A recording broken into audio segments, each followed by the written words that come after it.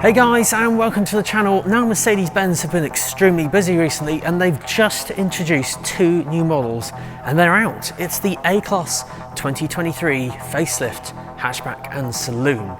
So let's see what they're all about.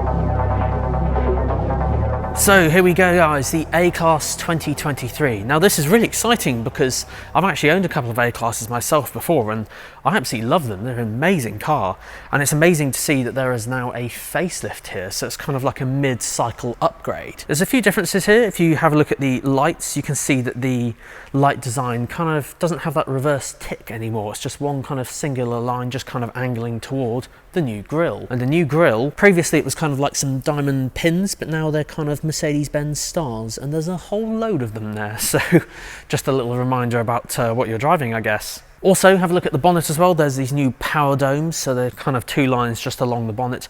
I think that's taken straight from the CLA from the looks of it, because the CLA has those kind of power domes on the bonnet. The other thing to notice as well, with Sport versus AMG line, you kind of get these little elements here which kind of give it a more angular look, whereas on Sports you won't have that. Now of course the rest of the car, most of it will be the same, because remember a facelift is only just the kind of face of the car. As I said, it's like a mid-cycle upgrade, because the A-Class came out in 2018 and halfway through its product life cycle, that's when it has a facelift, and that's what is here today. So lastly as well, the dimensions of the two cars, I'll put them all up on screen here so you can see, just in case you're considering a hatchback or a saloon. So guys, let's start on the boots first. Now, of course, this is the huge difference between the hatchback and saloon. Now, not much has changed from the previous model here, but it's important to note that if you're considering the hatchback or the saloon, have a think about the boot opening, because obviously the hatchback, the whole glass goes up, whereas the saloon, the glass is fixed and only this bit raises. And now you would have thought the hatchback actually has the larger boot, but no. Although it has the larger opening, the saloon actually has the larger boot capacity.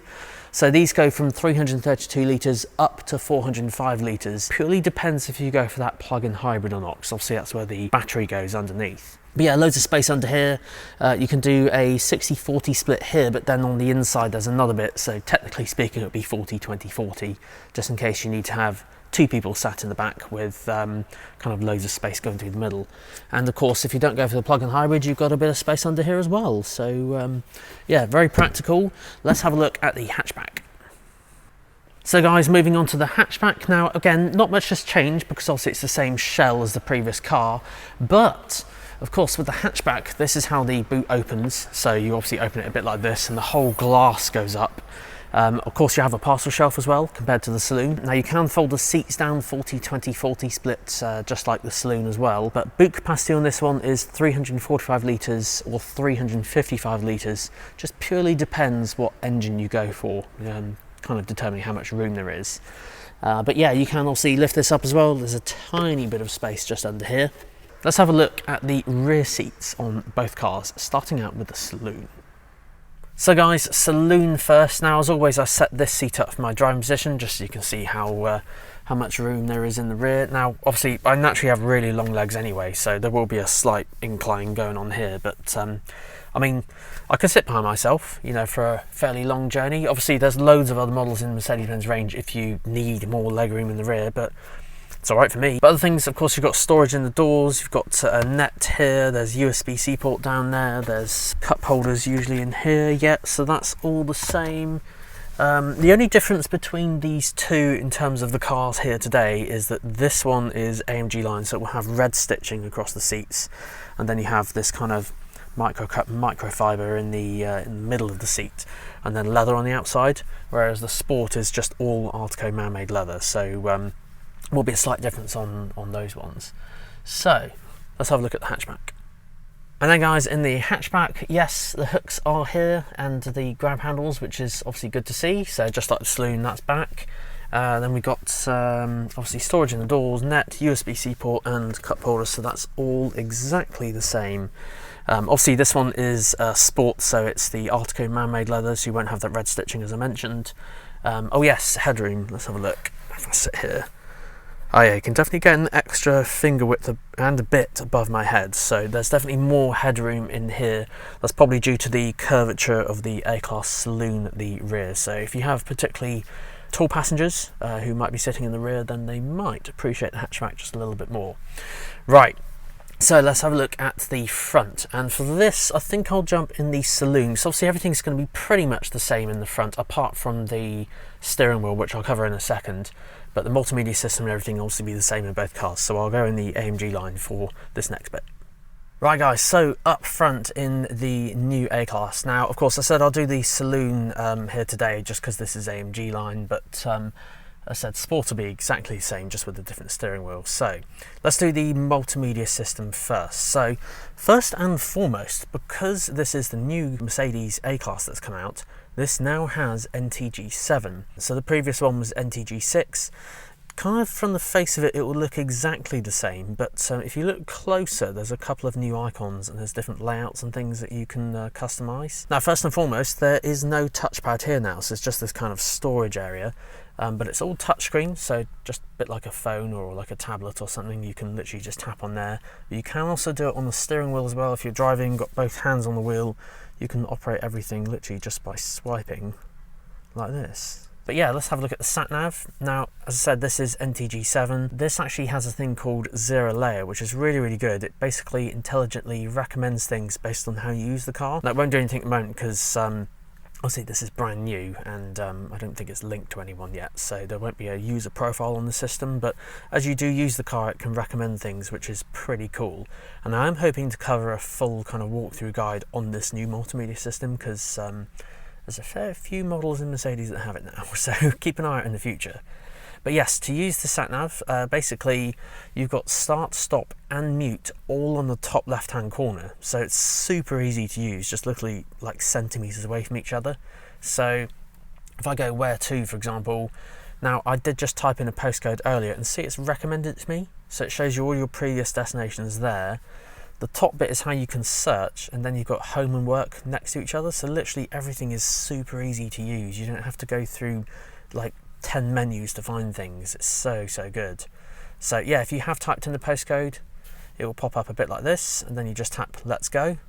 Please proceed to the highlighted route. And then she'll tell you where to go, nice and easy. It shows you the kind of overview, and then it will zoom down and show you the usual kind of route with the blue line of where to go.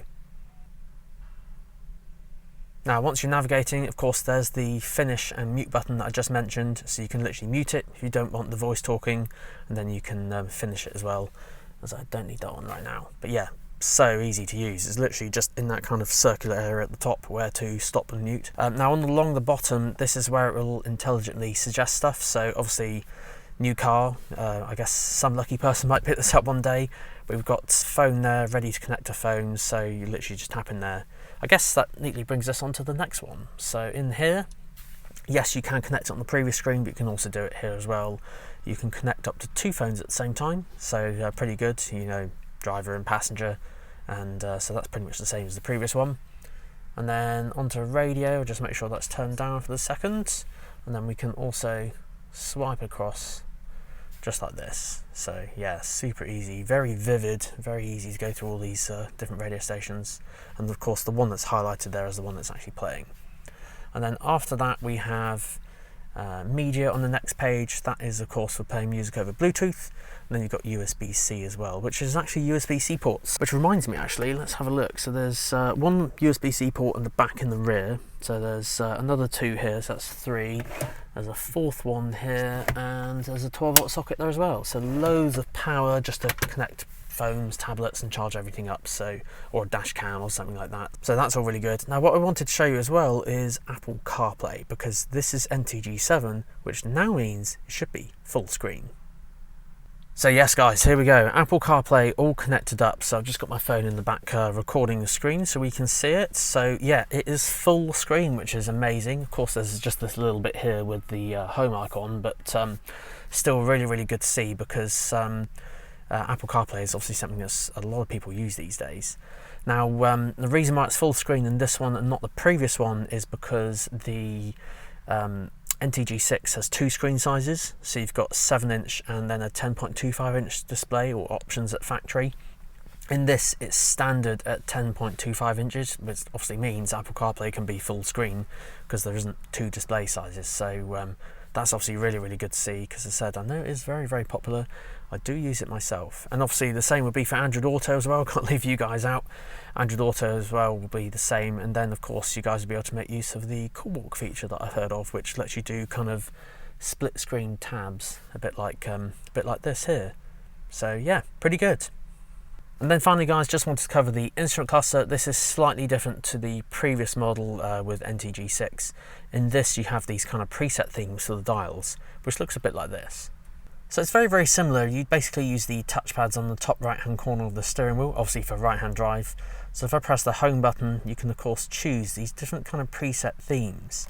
So there's like understated and different various colours on there. There's sport if you want to see your G-force readings and engine data. Classic, of course, then you can swipe up and down and go through these different screens here. One of the best ones is having your sat nav in the middle. It looks a bit like this one. Or if you want to make it full screen, you could have it literally full screen just like this. And of course then there's any assistance systems as well, so you can see like the car in front of you, which is pretty cool. And then there's the service menu in case you just want to check up on all the service related measures and things like that on modern cars today. But for now, I'll keep it on classic. I guess the only other difference is, of course, the steering wheel in this one, as I mentioned. So this is AMG line, so you've got this kind of twin spoke design here, whereas Sport kind of is completely circular. You don't have the flat bottom bit at the bottom of the steering wheel, and the buttons are kind of like recessed in it slightly. But either way, both steering wheels are amazing. Of course, there's just a slight difference on this with the red stitching in here. So yeah. Let's have a look at the engines available on the new A-classes on the hatchback and the saloon. Now when it comes to engines, let's cover the hatchback first, as there are different engine availabilities depending on the hatchback or the saloon, so this might be a factor as well. So on the hatchback first, there's an A180 and A200. Now what you'll also find as well is that there's mild hybrid technology found on a lot of these new cars, which basically, oversimplified, can turn the engine off to save fuel more often, and can also give you a bit of a boost. There's a full demo that I've done on another video, so I'll link that up above if you want to see that one, about mild hybrid versus a plug-in hybrid, as they are quite different. So yeah, A180, A200. Diesel front, there's an A200D if you fancy going the diesel route, and then there's also two Mercedes AMG engines as well, so these are the noisy, fast, fun ones. A35 and A45S with over 400 horsepower, which is just insane, in case you wanted one of the fastest 2-litre engines in the world. On the saloon front, this is where it's slightly different. You have the same A180, A200 and A200D. The only difference here now is that you can get an A250E plug-in hybrid. So this is only available on the saloon, but does have a slightly larger battery now, so it has more range than before, which is pretty good to see. I mean, it was already really good, but it's just a few more miles more that you can get per charge. And then on the AMG front, there's the A35. So the 45S is only for the hatchback, but you can get it on the E35 as well. And I've got to say, it does look pretty smart, especially with the exhausts on the back. But yeah, that's all the engines. So let's have a look at the summary of these two cars. So guys, to summarise, basically on these two new facelifted models, of course on the exterior we've got those power domes, new lights, new grille as well, just kind of giving that more angular look. And then of course on the inside you've got the upgrades on the design and the multimedia system, to name a few. Now of course guys, thank you so much for watching. Huge shout out to Sandown Mercedes, as they help provide access to all these awesome cars you see in the video, so they allowed me to get here super early this morning and just quickly film these two before they opened. But guys, thank you so much for watching. Until next week, see you then.